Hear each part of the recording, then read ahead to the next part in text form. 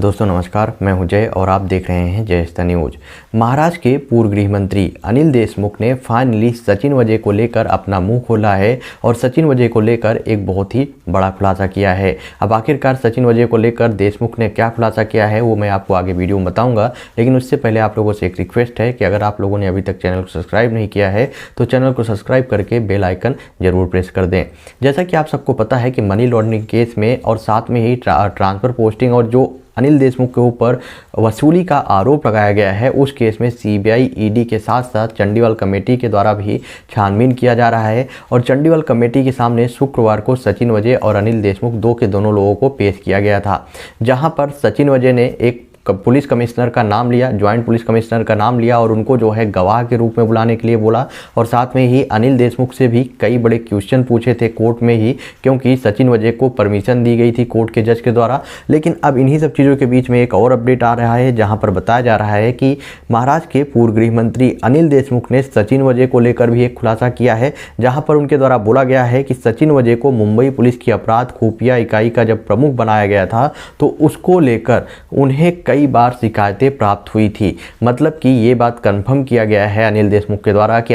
जब सचिन वजय को काफ़ी टाइम से वो निलंबित था, लेकिन फाइनली जब उसको निलंबन से उसको हटाकर सीधे उसको मुंबई अपराध की खुफिया इकाई का प्रमुख बना दिया गया तो इस पर जो है काफ़ी ज़्यादा बवाल मचा था और उनको जो है इसको लेकर कई शिकायतें भी मिली थी। ये जो है अनिल देशमुख के वर्ड हैं, वो भी जज के सामने। देशमुख ने सचिन वजय को लेकर जज को बताया कि सचिन वजय जो है वो 14 से 15 साल से निलंबित थे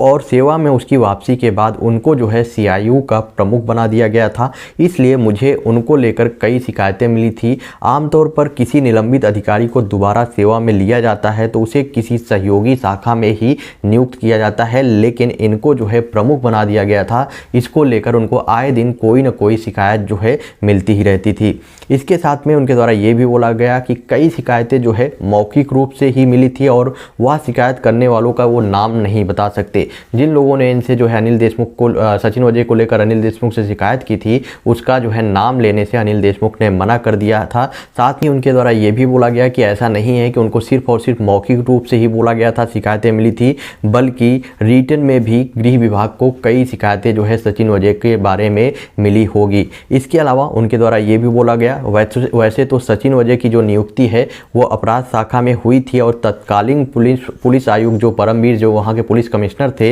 उनके निर्देश पर ही उन्हें जो है सीआईयू का प्रमुख बनाया गया था। इनके द्वारा सीधा परमवीर सिंह के ऊपर निशाना साधा जा रहा है और बोला जा रहा है कि जो परमवीर सिंह वहाँ के पुलिस कमिश्नर थे मुंबई के जिस टाइम, तो उनके कहने पर ही सचिन वजय को प्रमुख बनाया गया था। तो इसमें जो है उनका कोई भी हस्तक्षेप नहीं था। अपने आप को बचाते हुए जो अनिल देशमुख हैं उन्होंने सीधा परमवीर सिंह के ऊपर पूरी तरह से आरोप लगाया कि सचिन वजय को दोबारा जो बहाली की गई थी और जो इतनी बड़ी पोस्ट दी गई थी सचिन वजय को, वो सिर्फ और सिर्फ परमवीर सिंह के कहने पर किया गया था। देखते हैं अब इसमें आने वाले टाइम पे और क्या खुलासा होता है, क्योंकि मंडे को फिर से सचिन वजय और साथ में ही अनिल देशमुख को चंडीगढ़ कमेटी के सामने पेश किया जाएगा और वहां पर सचिन वजय फिर से अनिल देशमुख से क्वेश्चन पूछ सकते हैं, क्योंकि अभी जो है कोर्ट की तरफ से परमिशन दी गई है, चंडीगढ़ कमेटी की तरफ से परमिशन दी गई है सचिन वजय को कि वो जो है अनिल देशमुख से क्वेश्चन पूछ सकते हैं। तो हो सकता है कि मंडे को इस केस में कई और बड़े खुलासे हो सकते हैं। आपका क्या ओपिनियन है इस पर? आप अपना ओपिनियन कमेंट बॉक्स में बताएं और वीडियो को ज़्यादा से ज़्यादा शेयर करें।